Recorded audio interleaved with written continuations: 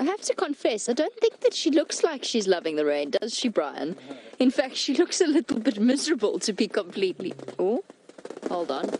This rain is so loud. Can you hear it over that, Brian? A little bit. A little bit.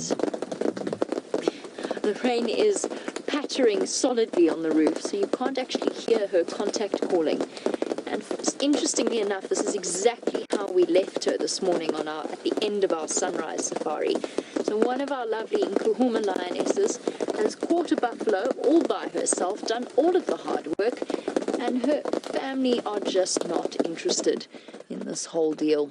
So sorry everybody, I know the sound of the rain is overwhelming. I was hoping that you could hear the lioness, but unfortunately it doesn't look as though that's going to be possible this afternoon, with the heavy raindrops falling from the tree above us. So, our Nkuhuma Lioness still on her own, despite the fact that she's probably been contact calling since we left her this morning. I don't know where the rest of the pride are. I assume they're somewhere on Buffelshoek. Wherever they are, they're obviously not close enough to hear her, whilst they presumably would have come running. Now, this morning I wondered whether or not perhaps they had chased separate buffalo, so started the hunt together and then perhaps got separated in that way, and maybe some other lionesses were successful off to the north. Oh, shame. She must have been doing this all day. She's calling and calling and calling. I know that a group of females was found on Torchwood, but I have no idea whether or not that would be the rest of the Nkuhuma pride. My instinct says not, but it's impossible to say for sure. So Torchwood is the property to the east of where we are.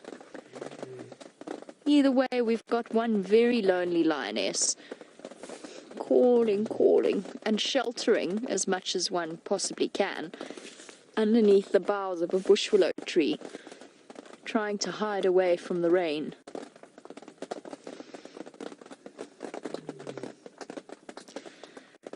And welcome to Lionheart.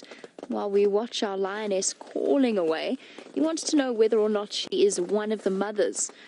I think she might be.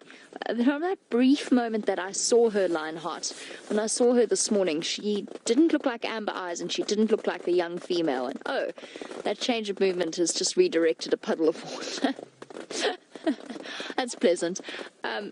She didn't look like Amber Eyes and she didn't look like the young female, which probably suggests that it is in fact one of the females with the cubs, because there's only 5 lionesses, 3 of them do have cubs. Now, I'm not 100% sure. Until she turns her face or her body towards us, we won't be able to tell. As again, where the rest of her pride are, it's pure supposition. We just have to wait and see how the situation plays out. But it's the perfect spot for us to be in, because it does mean that the rain's not coming in and affecting our equipment. It's just making a heck of a lot of noise. It's nice though. It's very atmospheric, isn't it, Brian? Cozily wrapped up under our roof. Lioness calling. Looking a little miserable, admittedly. Slightly damp. Very lonely. She's eaten a little bit of the buffalo carcass. I would show you, but it is slightly out of view from where we are here, and this is probably the best position to have a view of the lioness. But once we're done here, then we'll probably go and do a quick tour of the buffalo carcass and just see whether or not she's munched on any of it. It looked as though she'd eaten a little bit around the rump, and that was it. Roger, you say that it must have been a very small buffalo, because she did kill it on her own, and that was exactly what I was expecting. It's not, however, what she did. It looks as though she's caught an almost adult female buffalo, and by almost adult I mean it's a sub-adult, but it's almost 2 years old, I would guess, from what I've seen of the size of the carcass, or the size of the kill. So it's not as small as I was expecting, which means that it was probably quite a dramatic kill.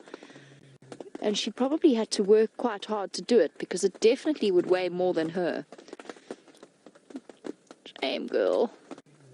This is the equivalent of 15 missed calls from your mom. Her trying to call like this.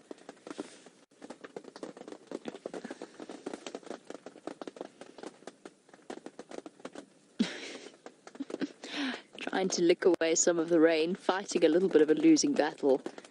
It's good news, though, because for our lions, after having seen the sticks not succumb to the mange, but their cubs succumbed to the mange, and the females have been struggling against it. And then, of course, the Nkuhuma's cubs got mange as well. It's really, really lovely to see this rain, which will hopefully help to control that parasite. So, while we sit with our lovely lonely lioness and wait to see whether or not her family rejoin her, let's go all the way to the south to Cheetah. Never thought I'd say that. While Steph bejewels himself with the various insects that he can find in this particular area, our lovely lioness has decided to take a break from her almost constant calling and to enjoy a little bit of a nap.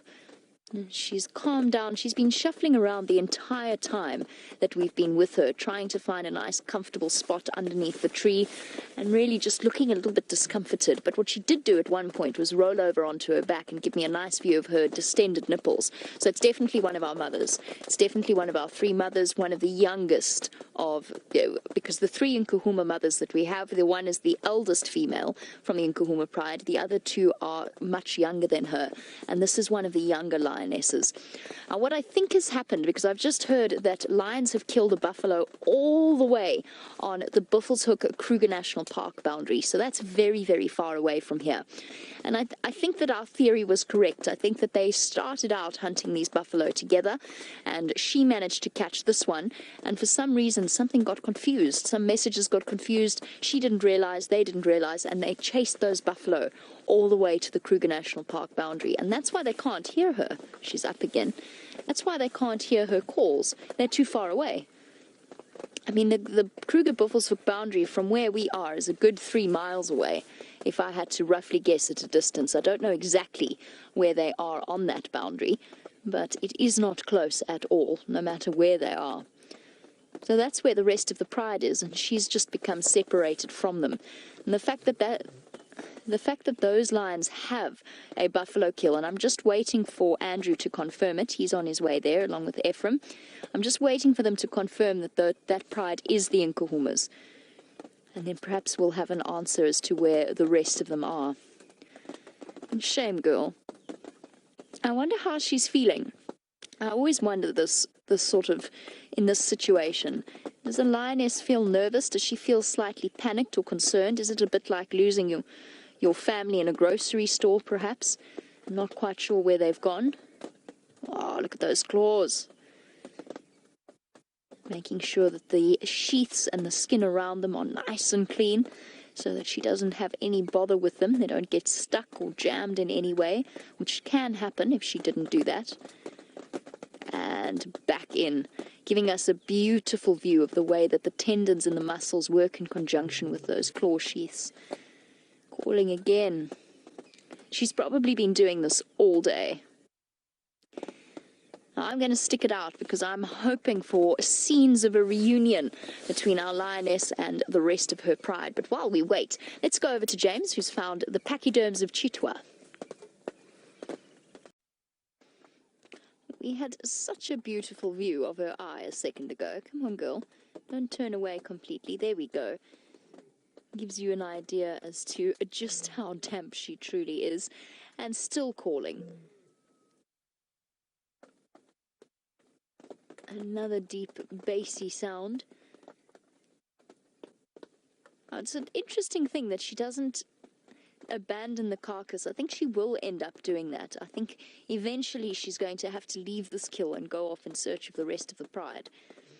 Because I don't think that they're going to come to her.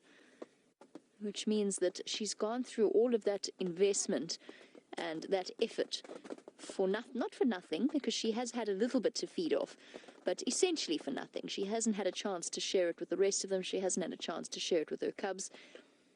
And she's got to make a decision about what she's going to do over the next few hours.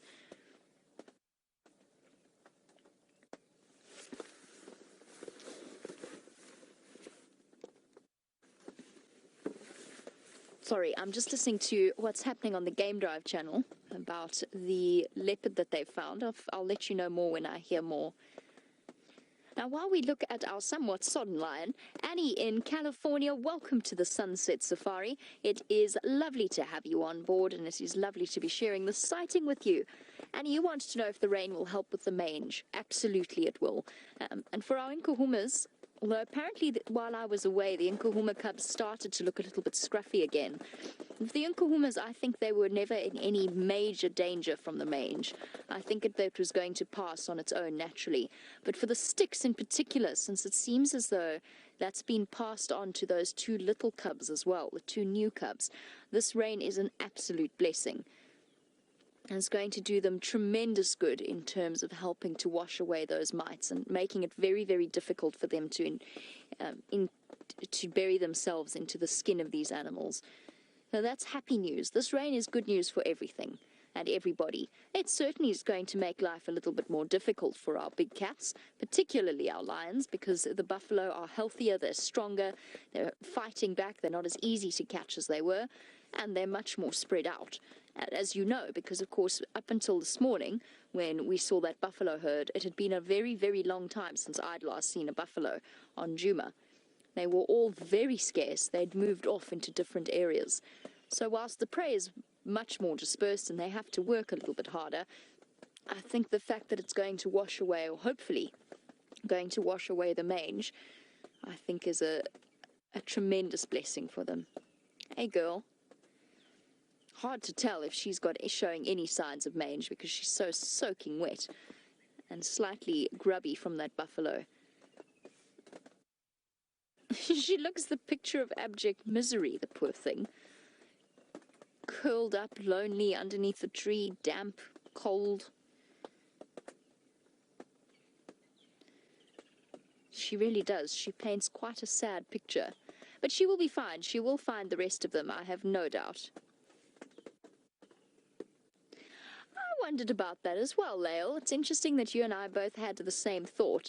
Now, Lael was wondering about, while we're watching her call constantly, Lael was wondering, do they ever get hoarse from calling like that? Do they get a sore throat and feel as though their vocal folds are feeling a bit overstressed and overused? And the same thought occurred to me, and then I thought, well, no, probably not, because it's such a soft call compared to that amazing raw sound that they can make and are capable of producing. And their bodies are so incredibly well adapted for that sort of sound, with the suspensorium in their voice box, that muscle connecting it all the way down to the diaphragm to pull it down and deepen the sound. They're very well adapted to it. But she's been, I mean, they generally roar every couple of minutes, maybe once or twice an hour on a normal evening. If they're feeling particularly territorial, they don't constantly call. I'm not sure. I really don't know whether or not they start to feel hoarse or as if their voice box is getting their throats a little bit sore. We certainly would if we roared constantly or called constantly, although I suppose somehow between all of us we manage to talk for roughly 6 hours a day, and we manage, but it's not quite the same, is it? I don't know. Interesting. And we may never know, actually. It is be very, very difficult to find out. And on that note, I mean, I was just talking about this with Brian, talking about the fact that there is so much that we don't know that goes on in their minds and in their heads. What is she thinking of right at this moment? That is what I always find so exciting about being out here, is that we've really, the intensive study, the proper intensive study of the animals and their behavior in these areas, that's only really been done in the last 100 or so years. Let's say that, particularly for these sorts of animals. Imagine what else we're going to discover and what else we're going to learn as our knowledge of them deepens. The more we know, the more we're going to realize there is to find out. It'll be fascinating to know and to study and to learn. And I'd love to sort of be able to anticipate what's going to happen in the next 50 years or so when we've learned more about big cat behavior. It would be amazing in my lifetime to find out what we learn about these fascinating creatures. Not just lions, although lions is what got me thinking about it, but all of the creatures out here. Because the only thing I know for absolute certain is that we definitely don't know everything. And we definitely don't know what's going on in their heads all of the time.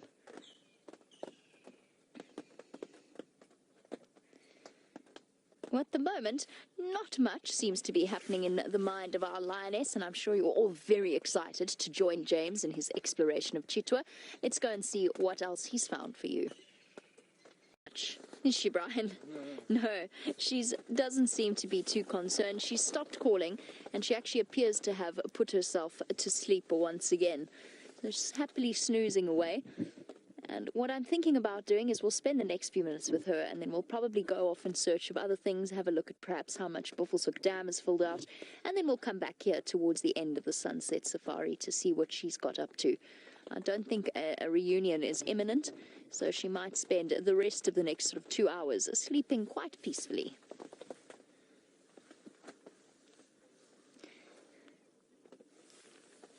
Now, Kat in Tampa, you want to know while our lioness sleeps peacefully, and I think it's probably a very pertinent question, whether or not this rain will make it hard for her to find the rest of the pride. Perhaps with this rain it will have washed away their scent. Yes, it will be. I think it will make it a little bit more difficult, but I do think that once night falls, she'll start calling a little bit louder and redoubling her efforts to try and find them, and hopefully they will start to respond to her. So we know from experience just how loud these cats can truly be when they want to be. So I think she will roar eventually, and she will find them by sound more than anything else. And who knows? I mean, who knows exactly how strong their sense of smell is? I would suggest that, yes, you're probably right. It's probably washed away their scent completely. And so I think it might make it a bit more difficult, but I'm not worried about her. We've seen these over the course of the weeks, months, and years that we've watched these lions, or you've watched these lions. You will have seen them go separate and then come back together again, separate, come back together again. And particularly when the Birmingham boys came in, of course. And for new viewers, essentially these lionesses went through, as is natural, a time of great upset when the previous males of this area, the Matimba males, were overthrown by a group of young males called the Birmingham boys. And in that whole process, the Birmingham boys, being young and pumped full of testosterone and aggression, they actually ended up killing a few members of the Nkuhuma pride. And as a result, our Nkuhumas were running scared for ages. We'd see them in twos, sometimes threes. They were always separate from each other. One of the lionesses had two, not cubs, but sort of two youngish females with her, one of whom is now the youngest member of the Nkuhuma pride. The other, unfortunately, was killed by the Birmingham boys. And she seemed to be the one that was running scared the most, trying to get away from the Birmingham boys because her cubs or her sub-adults were just at that age where they were still under threat from the Birminghams. Just at that wrong age. And of course Junior was a complicating factor as well. Junior was the young male that was with them at the time, and they became completely split up. I mean, really completely split up. We had no idea half the time where half the pride was, and they always somehow managed to find each other once again and come back together once again. And it's been so nice to see them settled and comfortable now in their sort of pride dynamics and in the area that they're in, safe and secure in the knowledge that the Birmingham boys are now established. Hopefully, I mean, fingers crossed, they should be. They're established, and they've got some space to move around. Right, I need to do some shuffling so that I can... Okay, I'm going to do some shuffling so that I can move out of everybody's way. We've been monopolizing the best view here, and there are other vehicles that want to come in and have a look at her, and this is essentially the only place that you can really see her. The other places, she's completely hidden underneath the bush. So I think what we'll do is we'll leave her for now. Oh, hold on, mister. Ephraim, I'm just going to pull out so you can take the spot. Sorry. Trying to find my Game Drive radio underneath all of the paraphernalia that is down here is an interesting experience.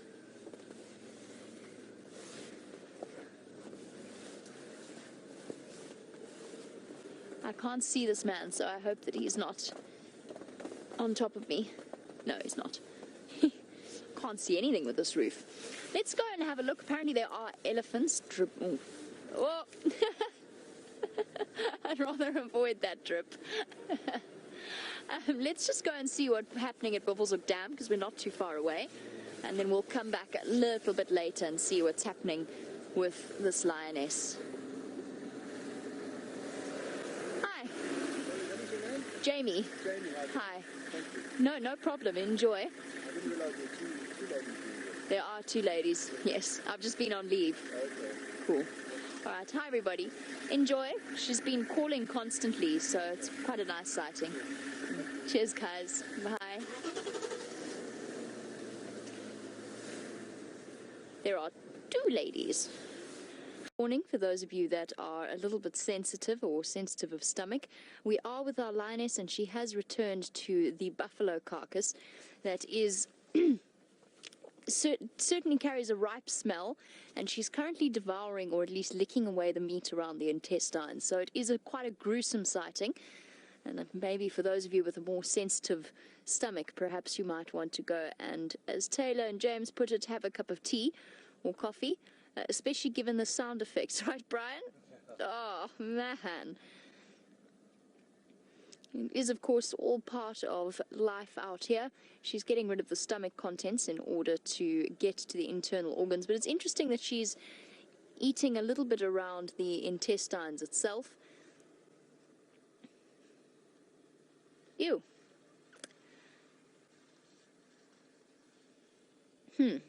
Sorry, got a sudden overwhelming wave of scent there.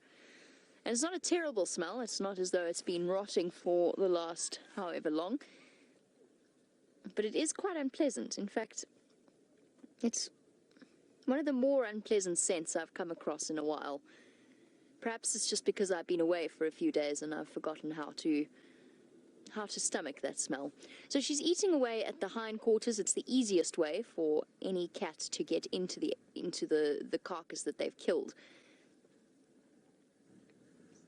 And she's going to pull away the intestines and the stomach contents and then get to the internal organs. Yes, girl. That wasn't very nice, was it?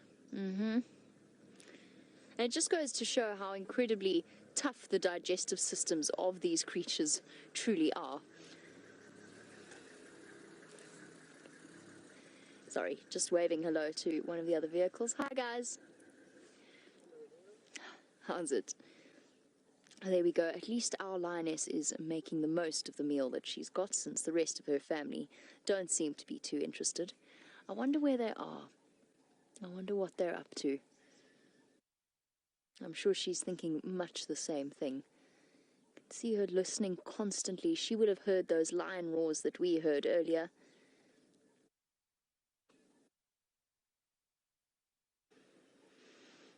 And welcome to Joshua. While we watch one member of the Nkuhuma Pride, Joshua was wondering about whether or not there are any nomadic lionesses on the Djuma Reserve.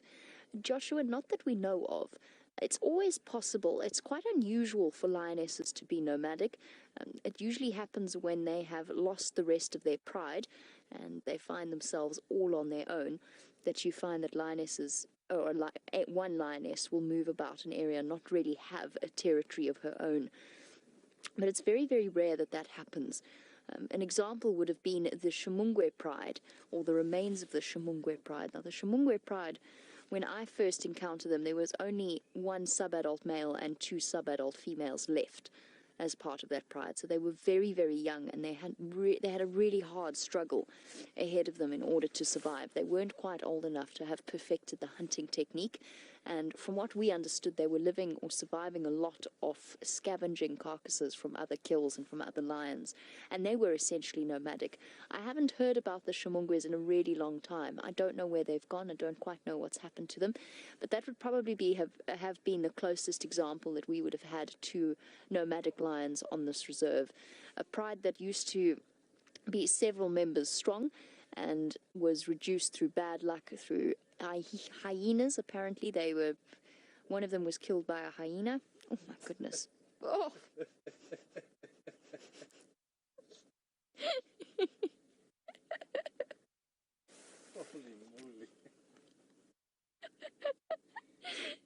You okay back there, Brian? Wow. I know, it's really bad. My eyes are watering. I might have to move. Yeah. I don't think I've ever had to do that ever before in my entire life with a carcass, but there's something about this particular This particular buffalo, my eyes are streaming. I think Brian nearly threw up in the back there. Yeah, we have to move. I don't think I can get through the next 20 minutes, Brian. I don't know about you. Oh man. Okay, let's just change our position. No, oh no. Let's go, let's move away. I cannot. Okay, hold on. Sorry, we've got to move. I actually thought Brian was going to vomit in the back there for a second, and I must say I got hit by the same wave of smell. It's because she's left it for the last day, or since this morning. It's acquired a certain ripeness to the gaseous build-up in there that is quite intense. So while I try and find a position upwind, let's go. Well, the wonderful thing about this lovely aroma is that Brian and myself have moved, and it is infinitely improved, is it not, Brian? Yeah. It is infinitely improved. Now, for those of you that think we're exaggerating, I mean, usually we're quite stoic about the various scents and smells that come our way on this particular occupation. Brian, was that the worst smell you've smelt in a long time? Yeah, 100% the worst. 100% the worst, says Brian. It really was. It was revolting. It was absolutely unstomachable. So I'm very glad that we have moved. We've also slightly improved our view so that we don't have to watch it from that opposite angle. So there you go. Life out here is raw and wild and not always all that glamorous. But at least our lioness is going to be well fed, and hopefully tomorrow morning on the sunrise safari, when we come back here to check at what's happening, we'll hopefully find her with the rest of the pride as well. Or perhaps she'll decide to abandon her buffalo, her stinky buffalo, and decide to go off in search of them. We'll just have to wait and see what the morning holds. Hold on, I hear a lion, and it's not her. Just taking my earpiece out.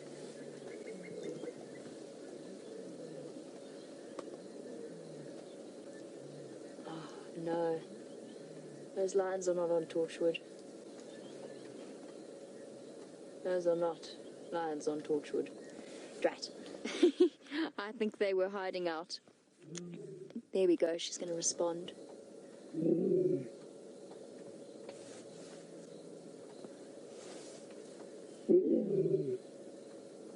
Calling back to them.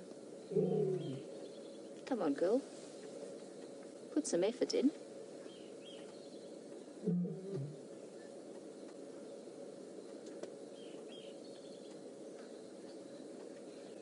Food or company? Food or company?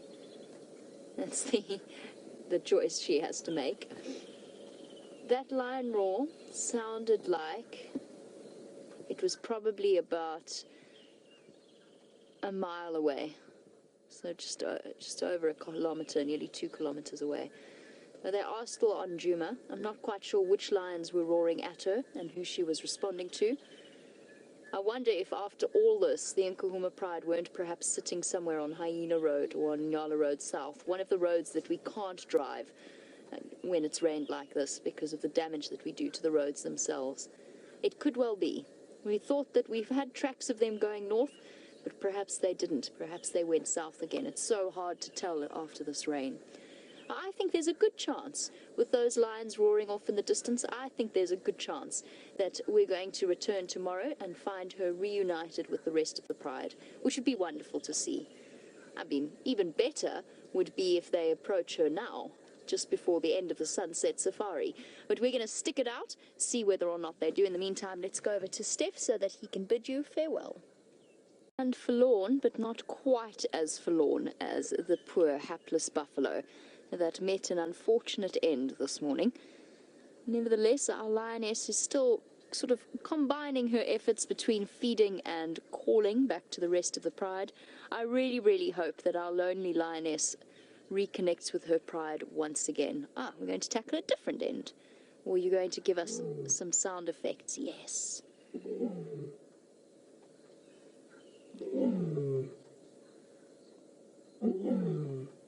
That That's a proper sound.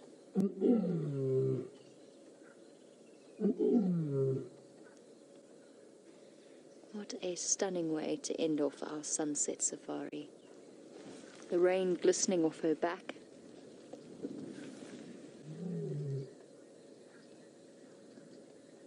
And if we're lucky, she might give us a full-on roar to finish off. She knows where they are. She's heard them. She knows where to go, and I think that's where she's going now. So on that note, it's time for us to bid her a good evening as she heads off to relocate the rest of her pride. That seems to be her decision. And so it's time to do our goodbyes and our thank yous. So thank you to Brian for stomaching the smell. Well done, Brian. Thank you.